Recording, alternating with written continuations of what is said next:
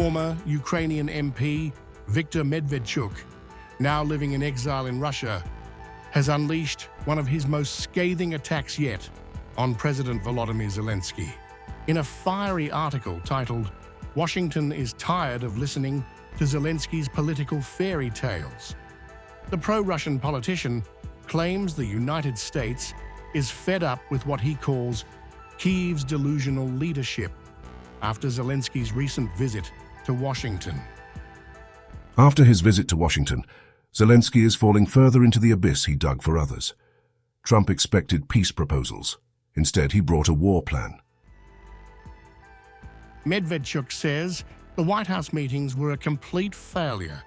Quoting Politico, he claims Kyiv ignored advice from Republican lobbyists to postpone the visit and prepare properly.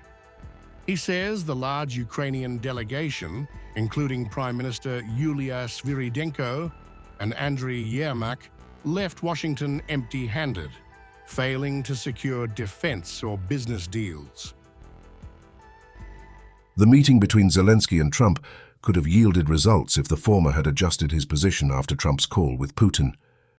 So just so that I understand, so you're suggesting kind of a trade. If President Trump okays Tomahawk missiles to help you launch yes, it's into about Russia, military goals. It's only about military goals. Right, but then you would authorize some kind of an exchange where yes, of course. the US gets yes, we Ukrainian. have proposition. We have brief proposition with our drones. The ex-MP ridicules Zelensky's Washington remarks as meaningless and self-contradictory.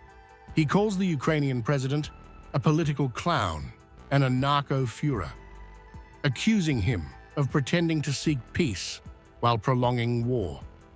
Medvedchuk alleges that Ukrainian troops are retreating from Donbass daily, even as Zelensky insists there will be no retreat. He describes the president's communication style as a performance of confusion and fantasy.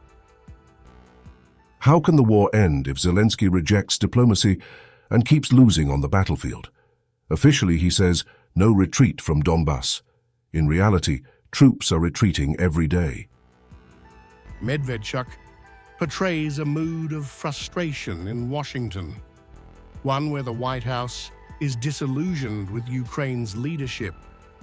He claims Trump barely listened to Zelensky and even complained about not winning the Nobel Peace Prize, citing the Washington Post. Medvedchuk mocks Kyiv's delegation for focusing on Tomahawk missiles, saying Zelensky wanted to prove he begged for them, even if they wouldn't change the war. He accuses Ukraine's leader of turning conflict into a business model, profiting off aid while the country, in his words, turns into a cemetery. The illegitimate man travels the world like a barrel organ collecting money. No matter how much they give, it's never enough. Medvedchuk also mocks Zelensky's domestic team, accusing them of being detached from reality. He highlights one presidential advisor's suggestion that Ukrainians should use breathing exercises to cope with power outages, calling it proof that Kyiv's rulers have lost their minds. He questions how a government that offers such advice could claim to protect its citizens. What concern for citizens can this criminal government have? Their advisors tell Ukrainians to survive power cuts with breathing exercises. Complete madness. Medvedchuk's article reads as a political manifesto aimed at reshaping Western perception of the Ukraine war.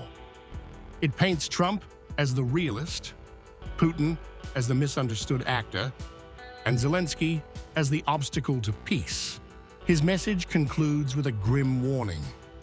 Unless Zelensky's leadership is replaced, the conflict will continue to escalate, and the world could, in his words, be dragged into World War III.